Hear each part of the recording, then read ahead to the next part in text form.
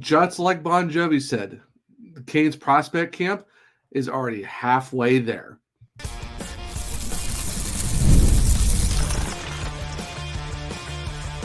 You're Locked On Hurricanes, your daily podcast on the Carolina Hurricanes. Part of the Locked On Podcast Network, your team every day. Welcome to a Wednesday edition of Locked On Hurricanes, your team every day, part of the Locked On Podcast Network. Thank you to the Everydayer for making this your first listen of the day. 5 days a week, Monday through Friday, talking everything about your Carolina Hurricanes. I am your host, Zach Martin. I am the Carolina Hurricanes beat writer over at the Hockey Writers. Also do some NHL coverage over at the Calder Times. I am the co-host of the Surgecast, which is a weekly Carolina Hurricanes podcast, along with all my duties here at Locked On Hurricanes. Got a very exciting show for everyone today as we are officially done, and we're going to talk about day 2 of the camp that was on Tuesday for the Carolina Hurricanes and their prospects, and we get to hear from Bradly Nadeau, Allie LaCombe, and also Assistant General Manager Darren Yorke, and get their thoughts on day 2 and what's to come for the prospects and everything else around the Carolina Hurricanes. But before we get into all of that, today's episode is brought to you by FanDuel. Make every moment more. As a fact, we don't have any more hockey anymore, in the sports that we like aren't really doing what they want them to anymore. The fact they're gone. But this summer, though, FanDuel is hooking up all customers with a boost or a bonus daily. That's right. There's something for everyone every day, all summer long. Visit FanDuel.com to get started. So like I said, we will be doing we get to hear from Bradly Nadeau, Allie LaCombe, and Darren Yorke, and just getting their thoughts on day 2 and all that good stuff. So we are going to start with Bradly Nadeau. And for those who don't know Nadeau or want to keep or try and keep up with what's going on with him, he was the 30th overall pick in the 2023 NHL entry draft by the Carolina Hurricanes, originally from New Brunswick. He's a winger/center. He played 37 games at the University of Maine, scored 19 goals, had 46 points in those 37 games, was a plus 20 on the season as well. And he did play one game with the Carolina Hurricanes. Of course, it was the last game of the season against the Columbus Blue Jackets, and he didn't score any points and was a -3 on the night. The Hurricanes, originally got him from the Penticton Vs, where in his last year with Penticton in the British Columbia Hockey League, he had 45 goals, 113 points in 54 regular season games, and then he had 17 goals for 35 points in 17 playoff games. So, yeah, safe to say Bradly Nadeau is he's very well known to put up some points and be able to score a lot of goals at will. So it's very, very exciting to see what he can do for the Carolina Hurricanes, and maybe if he's going to be the Chicago Wolves, who knows? I would like to see him in Carolina just because, we've already heard about the fact that Eric Tulsky said they're kind of looking at their young guys and see what they can do and maybe step up in a way. So maybe you might see Bradly Nadeau. Maybe you might see Felix Aguirre-Shorum. I know the Hurricanes right now are kind of lacking that second-line left winger. I know it's kind of hard to put a 19-year-old who just played one collegiate season. Do you throw him on that second-line left wing spot? But, I mean, you got to know what you have with all your young guys. You can't really keep them down in the minors for so long. And, of course, he didn't really get to play with the Chicago Wolves last year at all because, when he signed at the time. So could you see him in Chicago with Cam Abbott? Possibly, but wouldn't be upset if he was with the Carolina Hurricanes either. And that's kind of one of the big things it's kind of a question mark. Like, do you put him in there? Do you kind of put him a little bit lower down in the lineup? And then what do you do? Move Jordan Martinook up? Do you move William Carrier up? He's just also saying to Eric Robinson too. So it's a lot of question marks. But, it's from everything I've heard and just from what I've seen in terms of tapes from Bradly Nadeau, he's really, really good. He's really fast, and he's going to make a big impact on the Carolina Hurricanes. So, you know what? Enough about me talking about the guy. Let's actually hear from Bradly Nadeau himself as he met with the Canes media on Tuesday afternoon after day 2 of the Canes development camp. We'll throw it to Brad in the media right now. I was just asking Darren Yorke about this. Your jump from Penticton to Maine was a huge jump, right? And it was a very successful one for you from a performance standpoint. Can you kind of take us through what that was like, making that step up and being successful with it? Yeah, obviously it wasn't an easy jump. I mean, coming from the BC League, it was a skill league. Going to the Hockey East was kind of a physical league, so it was a tough jump. But I think, the coaches and players I played with helped me make that jump, and that's kind of why it kind of went well like that. I would think that's pretty encouraging, too. Did you feel like your skill set held up well, or was it a hard adjustment weekend to weekend? I think it was definitely hard every weekend, but like I said, the coaching staff, we had the players, help with the preparation, and that's kind of why, as a team and for myself, we had success. I was just saying, being with the team this spring, how much did that help you kind of get settled into, maybe a routine and just knowing kind of what you have to do to get to this next level? Yeah, that helped me a lot. Just starting school, that was a big step, and I got to do that before the season started. And then, just being there with the team, getting to know all the players and the organization was huge for me. Did you have any conversations at all so far with Rod or Cam about your game or just in general? Not much. You come here and you just try to play how you can play and see where it goes from there. On the transition, it helped to have a familiar face there with your brother. Yeah, I think, having my brother here is also fun. There's a lot of good players here, but having him, feels like family, so it's definitely fun to have him here. Can you take us through the weekend? If I understand this right, each of you were co-player of the week. You each had a hat trick, and you each had the primary assist on all 3 goals for the other person. Can you tell us about that? Yeah, I think, we played UNHF after his game, and it just happened that my brother scored 3 goals and had 3 primary assists, and then not the next day, but the day after, we played Yukon, and it was just reversed, so it was kind of funny how it happened, but, now it's a big thing, but I don't know, I think it just happened, and it was kind of funny how it happened. Whose game was better? Who had a better game out of those 2? I think my brother, but that's okay. What if you really wanted to focus on your game here while you're here? I mean, I know obviously last year you had the chance to work on your game, but is there something you wanted to follow up on? Yeah, I think it's going to be getting stronger. It's going to help my skating and just my physical play out there. So that's going to be a big thing for me to work on. How exciting is it to know you probably get a chance to make this team? Just how exciting is that? And is it kind of daunting, or is that something you look forward to? Yeah, obviously it's exciting, something I look forward to, but I know it's going to be a lot of hard work, and the summer is a big part of that, so I'll have a tough summer here ahead of me. Probably How was the Black Ace experience? Getting to be around the team, maybe seeing how the NHL works a little bit, especially in a playoff atmosphere. It was a really good experience. You get to, like you said, be around those guys, and you learn a lot from them. So I think getting the chance to do that with a few other guys was really huge for my growth, and I'm really happy I got the chance to do that. Anything surprise you? Well, I think just how much the players, take care of their bodies and work hard. I think that's the biggest thing you see from coming to college to here. They really put emphasis on that, and that was huge for me to get to see that and see how and what they have to do when it comes to playoff and just regular season. I understand that you did some work with Justin Williams over Zoom while you were at school. What was that experience like, and how did he help? Yeah, he was a huge part. Just doing that with him. He was a great player, and he helped me a lot through that process. Sometimes you have back games and stuff, and he's just there to, help you on the right path. So that was really good that I got to do that with Justin last year. You got in a game at the end of the year.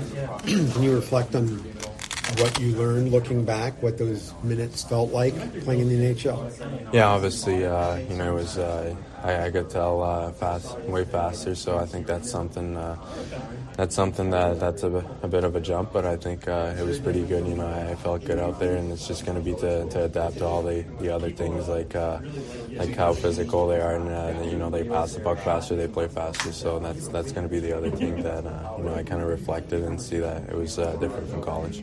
Yesterday you listed Bill Burniston as your favorite Hurricane. Is he actually your favorite Hurricane, and why? No, I think they're all my favorite, but I think for me, I have a lot of work to put in the gym to get stronger, and Billy's been helping me through that a lot, so that's been good, and that's kind of why I made that as a joke and just put Billy on there.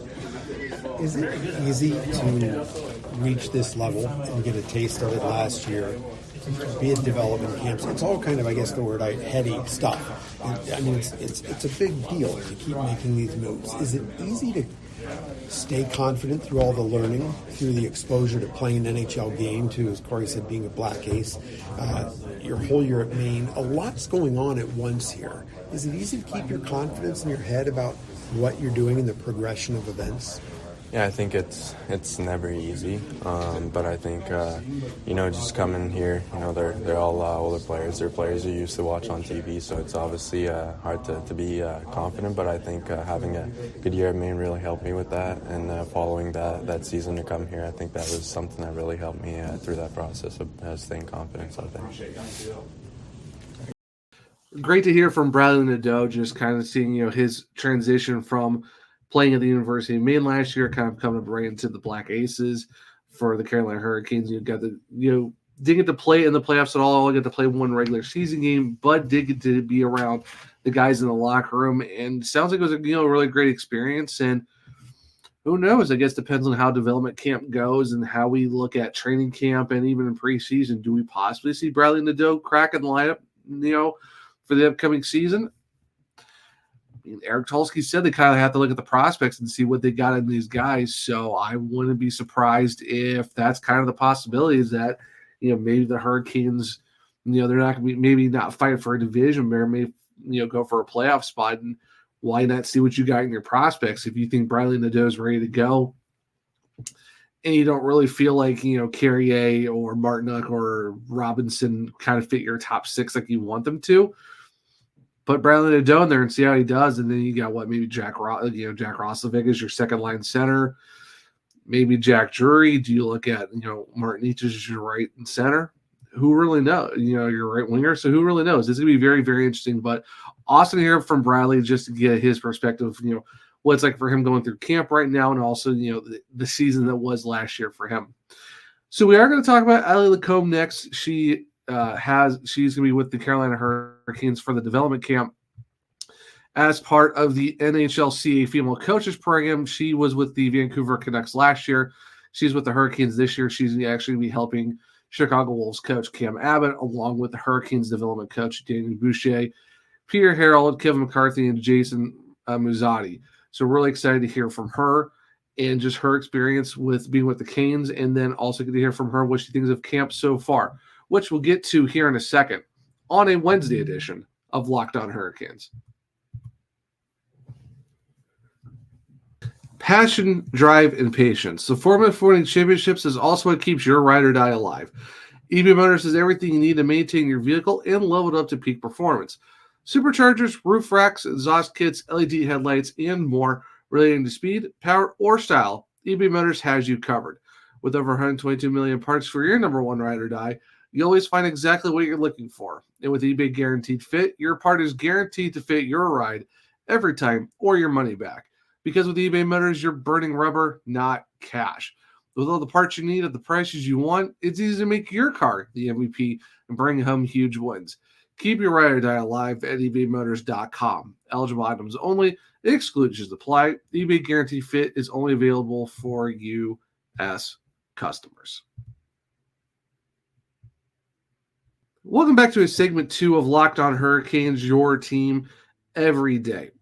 So like we said at the end of segment 1, we are going to listen to Allie LaCombe and just hearing from her from what she has thought of the Hurricanes development camp so far, and just her being in general of being part of the NHL, the NHLCA for the female coaches program, and just her interacting with, Cam Abbott and of course with the Hurricanes development coaches and so much more. So, without further ado, let's just throw it over to Allie now and get her experience and her thoughts on what's been going on over the last couple of days at Canes development camp. Well, I know you've done this last year, of course, with Vancouver, but getting another opportunity this year, just, what does that mean to you to continue to grow your growth in coaching? Yeah, it's an incredible opportunity. I'm so thankful to be here with an incredible coaching staff, world-class facility, great team of coaches and players to be a part of development camp, and to get to follow these guys throughout the year now and watch them progress and grow. It's just an awesome opportunity. How fun is it to see these young guys? I mean, I'm sure they're You might be a little awestruck for the opportunity, but I think they're probably, especially someone coming from overseas, even a little more awestruck. Yeah, I think it's new for everyone. Maybe they've been here before. Maybe it's their first development camp. And as coaches, too, it's development for us as well. So it's really great to feed off each other, to learn, push outside of your comfort zone, maybe take some things home with you as you go back to your season or back to your country, respectively. Yeah, it's just a great learning opportunity for everyone involved. Can you explain where you come by your skill set? I don't mean that in a derogatory way. I don't know how anyone becomes expert enough to teach other people. Like I saw them on their inside edges, and you were far better at it than they were. How do you come about having this skill set? Yeah, I'm from Minnesota. I grew up playing boys hockey and played college and pro, played overseas, played in Kazakhstan and states here in Connecticut as well. I've been teaching boys and girls in Nashville and helped develop an ice rink as well. So I think just teaching, and I have really good mentors back in Nashville who played the game, played pro, are pro skating coaches, and it's learning and growing and a lot of hours of practice every day. But is that, I mean, do you specifically work on all these skills? Because like, here, I'm going to be able to teach this. I'm going to master the particular skills. You have to master the finite movements, whether it's the weight shift, whether it's the knee drive, your hips, your knees, your ankles, your posture, everything. It's so fine-tuned. A lot of it happens in the gym, too, so you can see who needs to work on what off the ice. That translates really well onto the ice. All this is about strength, and it just applies into their game. So it's just countless hours of teaching, of learning it, of demoing it, and just doing it myself too. What kind of long-term goals do you have as a coach? As a coach, that's a great question. I would love to keep growing in this. I'd love to keep growing in my coaching career. Maybe move up to the pros. I love player development. I do coach teams as well, boys teams and girls. So hopefully get an opportunity to move up and keep continuing on. Well, how far is up? The sky's the limit. I mean, look at Jess Campbell, just breaking barriers, and she had a really good run in the AHL, and I would love to continue that path one day and kind of follow in her footsteps. Tagging off of that, just more women getting those opportunities, how important is that for the game of hockey? It's crucial, not only for boys, but for girls too, to see it, and I think the game is moving towards getting more females involved, and I think we bring a different kind of skill set too, whether it's personality or different outlook, different voice sometimes. That goes a long way, and I think just growing the game in general, it's awesome, and I like to get a job at, like, for what I do, not because I'm a girl, but because I earn that. So I think that's important too, as we just keep earning our ice time and paving the way for younger generations. And all my boys, they just know me, like Coach Allie. It's not like she's a girl coach, because they just have it now. So it's been interesting to watch develop. So you have a brother, right, who plays for Anaheim? I have a cousin who plays for Anaheim. Yep, Jackson. Jackson. Yes. Do you bounce ideas off him about what he looks for in a coach that might help you? You know, I watch his game a lot. I played college hockey with his sister, so we kind of went out together and tag teamed that, and just watching him grow in his career has been amazing. And I just watch him and kind of feedback, but no, he's an excellent defenseman. So. You and his sister beat up on him when you guys were all young? Oh yeah, always. Yeah, just beating up on the boys. Because he's younger than you do, does he seek any of your input, knowing that you're a specialist? I think with family stuff, it's kind of different. Essentially, like it's more of just talking the game of hockey, less of like teaching, I guess, family members. But I think I've had other pro guys train Bobby Ryan for 2 years, and that was kind of my first really pro player, and that kind of helped develop my coaching as well. So, yeah. And watching you out there too, it's natural when you interact with the players. Yeah. And you're a woman, they're kids. I mean, just it seems so natural, and I'm sure that's how you want it to be too. Absolutely. I don't think about gender when I'm teaching. I teach the same way, boys and girls, and if I need to push and get onto them, like I'm going to get on them the same way. And I think it goes mutual respect both ways. How about getting to be on the ice with Brind'amour? Awesome. That was incredible. He was great, and going back and forth and just talking about the drills as we go and how applicable it is even at the NHL level, and that these things that guys do, it seems basic, but like that's the game, is like working on the skating, working on the edges, and that was an awesome opportunity. Was there any one thing you guys talked about in particular today? Because I got some shots of you talking with Rod. Yeah, it's just, using this more, like how do we incorporate this in warm-ups and like getting the guys like in the off season. It's just saying that this is such a crucial part of the game, whether you take 10 minutes in the summer, every ice time, and just practicing your drills. That's what we were discussing, is like it's great edge work, and and it's the biggest part of the game too, skating. Yeah. Do you know Jessica Campbell? Do you know her? I knew. Yeah, we're in this mutual NHLCA Coaches Program, so I've known her for a little bit now. So You call her a pioneer. Why did it take this long for the pioneer stage? That's a great question. That's a great question. I think I don't know the answer to that. I think that getting the opportunity like I had in Vancouver, like I had here, it's getting a chance to showcase talent too. So it's getting that opportunity. I think we're kind of open to that now, and it's awesome to have men in this sport who are willing and open and listen to you too, and they want your feedback, and I think it's just kind of trending that way. But I think it's an awesome opportunity. How much does the success of the Women's League, especially now that it's unified, help as well? Because it obviously a very successful season for them, and it just raises the profile of everyone involved. It's huge, especially with the TV deals too. You can watch these girls play. They're selling out stadiums of 19,000 people. I mean, tell me that 10 years ago and you're like, what? And now these girls, they're so fast, and it's more of a finesse game because there's no hitting or fighting, but you have to make up for it in skill and speed and seeing the game differently. So it's it's really been a big thing for us to kind of be on that platform and then give them the voice to showcase their talent. I'm sure nobody is getting feisty out there with you. Trust me. You said no hitting, but I know how it is. You know out what there. I mean. You can competitive contact, but there are some hits. I mean, in Europe it was full on. There's a local coach, Alyssa Gagliardi. Yes, Do you know her? Yeah, we played against each other in the NWHL, and just crossing paths and coaching a lot. And she reached out to me when she saw the announcement, and we kind of go back and forth. And we've been in the same coaching group for a couple of years, so really respect her and what she does. And she's coaching boys junior now, and it's just awesome to see her to go. Yeah, it's great. I was watching part of the drills, and a lot of them go around the perimeter of the face-off circle, and they're on their edges. Yes. And they're holding that edge as they come around. Yeah. Just for my own education, can you explain to me? So what are they? Is the deal you're trying to hold that edge as long as you can on one skate? Yes. What are you teaching there, just so I understand? Well, we're teaching like a lot of things when we do that. Holding that edge, teaching the gliding forward, teaching our hip position, working on our upper body as well. Not leaning in with our shoulders. We're just teaching posture and movement and keeping that finesse skating as they go through, so they're not all over the place. Balance plays a huge part in that as well. And then we're looking at knees. I'm looking at knees, hips, and ankles, looking at flexion, how they maintain speed on the glide, on turns.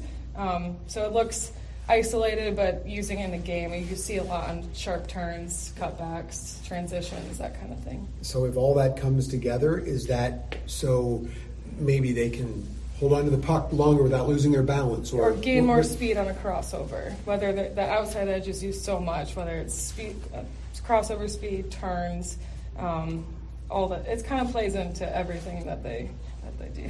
Gotcha. Yeah. Obviously, this week is about developing skills for these young players, but what do you hope to get out of this week for yourself? Just the feedback from the coaches as well. There's so many great coaches here. You have Cam, the AHL coach, Daniel Bachner, who's a great skills team development in Russia. So it's interesting to learn from coaches from different parts of the world too. How do you guys do things? We talk about youth development, we talk about college and pro, and just learning new drills, absorbing it all in, hopefully to take it back with me. And it's really just a brainstorm session that we can all learn from. So, yeah.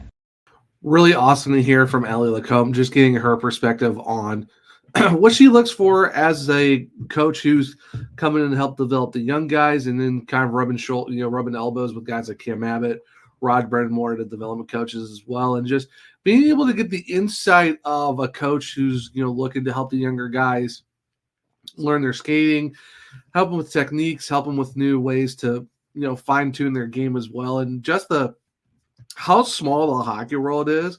For the fact that she has a cousin who plays with the Anaheim Ducks, played with his sister in college. Also talking playing against other local coaches in women's hockey and stuff like that. So it's really cool to hear from Allie LaCombe. It's really great the fact that she got another opportunity for the second straight year to be kind of being able to coach a development camp. Did it with the Canucks last year, with the Hurricanes this year. So really, really cool to see. Really exciting to hear just how much she's enjoying the time being around the guys, and also being able to kind of gain insight from Rod Brind'amour and also Cam Abbott, which is probably the best 1-2 combo for the Hurricanes organization and the Chicago Wolves. The fact that you've got two guys who are almost compared similarly to their mindset of how they want the guys to develop and how they want to play their games and stuff like that too. That's really awesome to hear. So the last person we're going to get to hear from on today's episode is Assistant General Manager Darren Yorke, and just get his thoughts on everything that's going on with development camp and so much more, which we'll get to here in a second on a Wednesday edition of Locked On Hurricanes. All right, guys, we got to talk about FanDuel. And I know about you and you know about me. We all love sports. We love them so much we never want them to stop, especially hockey. But unfortunately, we have no more hockey going on right now unless you're talking about development camps. And it's just one of those things where we wish we had more of it. But there are some summer sports going on. We got golf, we got NASCAR, we got WNBA and WSL and so much more. And the good thing with FanDuel is it helps you keep the sports going whenever we want. All we have to do is open the app and just dream of any bets whenever we feel the desire to do so. And this summer, FanDuel is hooking up all customers with a boost or a bonus daily. That's right. There's something for everyone, every day, all summer long. So head on over to FanDuel.com and start making the most of your summer. FanDuel, official sports betting partner of Major League Baseball. Welcome back to segment 3 of Locked On Hurricanes, your team every day. So like I said, at the end of segment 2, we get to now listen to Darren Yorke and get his thoughts on the Canes development camp and everything that's gone on over the summer and what's hopefully to come for the Hurricanes as well. So not going to delay this one. We're just going to go right into it and listen to the Assistant General Manager, Darren Yorke, as he met with media on Tuesday after day 2 of the Canes development camp. Let's hear about the guys who are coming back a second or a third time. Have you noticed anybody gotten bigger, or guys that you said work on this and maybe they came back and have worked on that? Yeah, I think in most part you can just see the natural strength progression with a lot of guys. I don't know if I want to single anyone out in terms of how well they've done, or because in general everyone has gone bigger, stronger. That's the point of this. We put in programs to help them. We do a lot of the jump data and match that up with the on-ice data to provide a specific program to get them bigger, stronger, faster. So it really, these guys have done tremendous work. It's a lot in the summers to get to this point, and they've done a great job.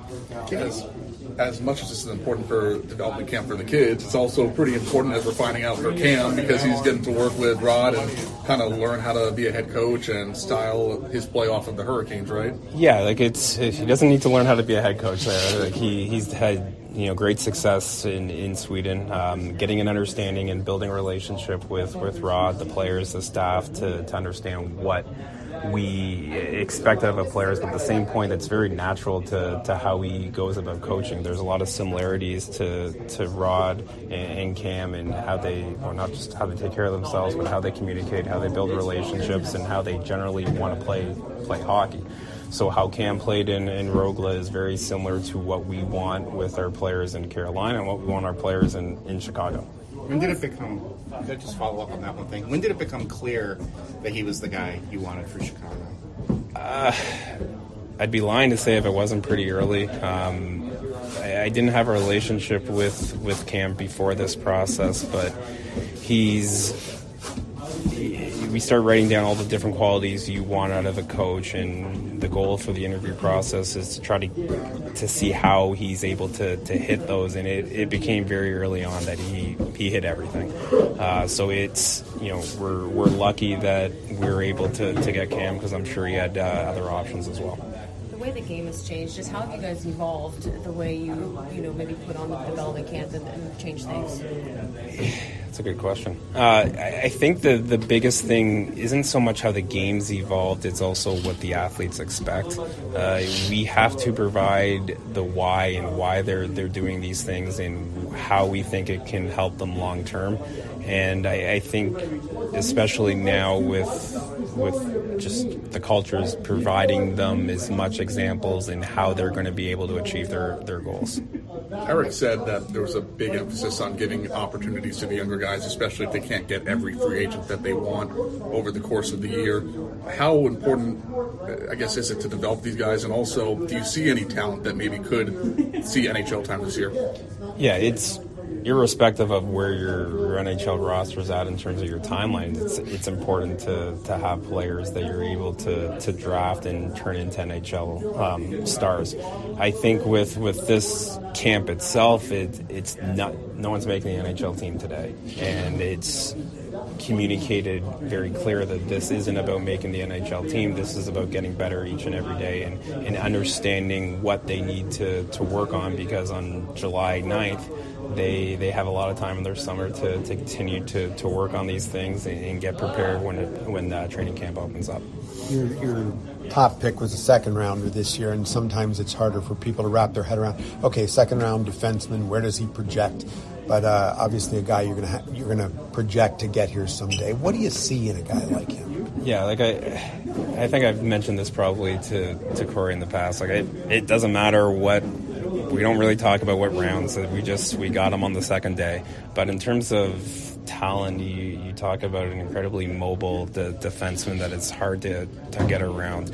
To close on the defenders and play fast defensively versus the rush is a huge strength of his. Get him in zone and he can stay tight. There's no hesitation when guys turn around and cut back. He's able to read where their outs are and then put them with the puck, and he sees his options. He has the poise to accept the forecheck and look through the progression. So he really has the tools that are needed to be a strong defenseman in the NHL. I couldn't help but notice the protective equipment requirement behind you.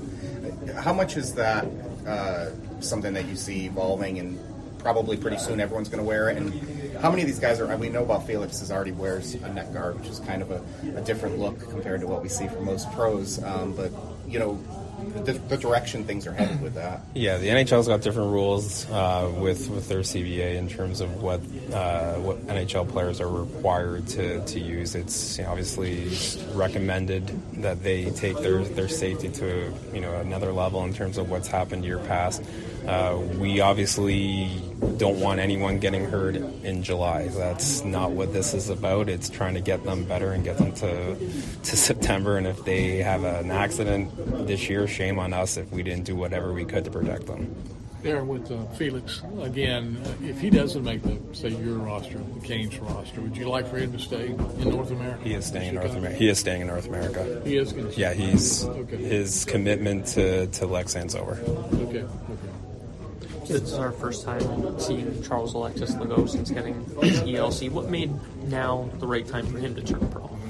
I think it's really just the progression. I think you go back through to where he was the first time around, where he was when he could have been drafted, and where he was when we drafted him, and then step another year further in college, and he's just been able to adapt that game. And again, similar to what we talked about with Bedinka, the ability to play fast defensively, the ability to end plays off the rush, and then the ability to get up in the play and get going. This is exactly what we want of our defenseman, and we felt like he's done everything that he's needed to in college, and he's ready for the next challenge.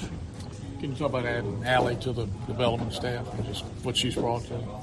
Yeah, I'm sure you guys got video of her skating out there, and she's an incredibly gifted skater and able to clearly communicate to the athletes on what they need to do.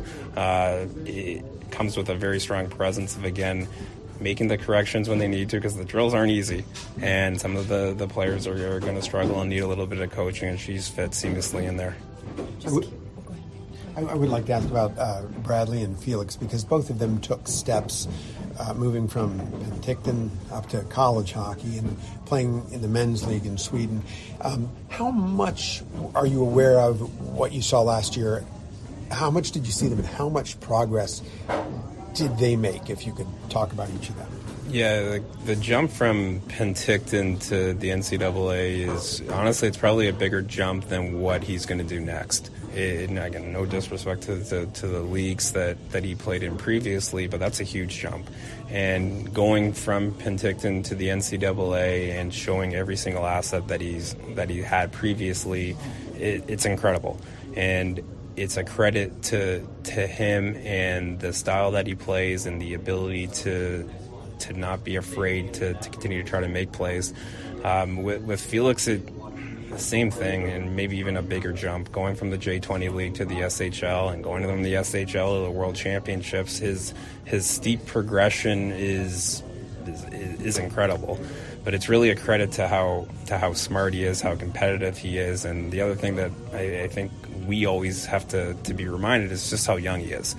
But you say all these things, and then it just gets you excited because there's so much growth that still can happen with both of them, but especially with Felix too. With Don leaving, Eric stepping up, how much more responsibility and pressure is there on you and your shoulders, do you feel, or is there any new responsibilities that you have? There's no pressure. That's not changing. In terms of different responsibilities, some of this will still get fleshed out, but in the meantime, I'm concentrating on development camp and making sure whatever we can do to help these players get better.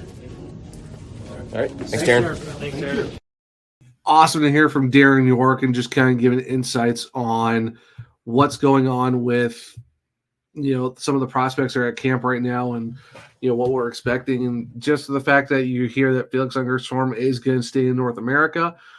Now that just depends. Are you talking about the Carolina Hurricanes or are you talking about the Chicago Wolves? And for me, I think Ungerstorm would be good in Chicago just to give him a chance to get used to the North American game and being with Cam Abbott, because Cam Abbott coached in the SHL for the last 8 seasons.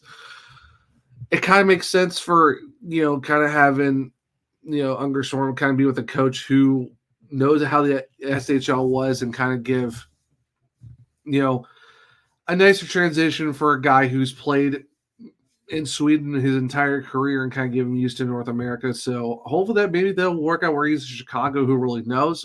Awesome to hear what Darren Yorke's thoughts were on Bradly Nadeau and just everything that he has done with his jump from Penticton to college to maybe there's a chance in the NHL as well. So a lot of great stuff from Darren Yorke, even from Allie LaCombe, and also talking about Bradly Nadeau himself. Just great to hear from everyone's thoughts over the last couple of days and just everything that's going on around them.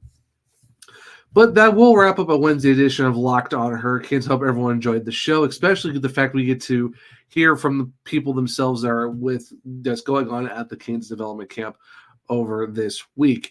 If you're going to keep up everything with me and the Carolina Hurricanes of the stuff that I cover as much as I can, you can follow me at OneCheerZach on X. You can follow the podcast at LO_Hurricanes. If you want to check out my writing, you can. There's a link tree where you can check out all my stuff at the Hockey Writers with anything Carolina Hurricanes related.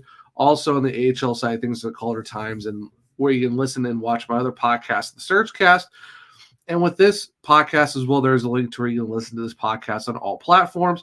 Make sure you leave a 5-star rating and review, because if you do, I might just read it on the show.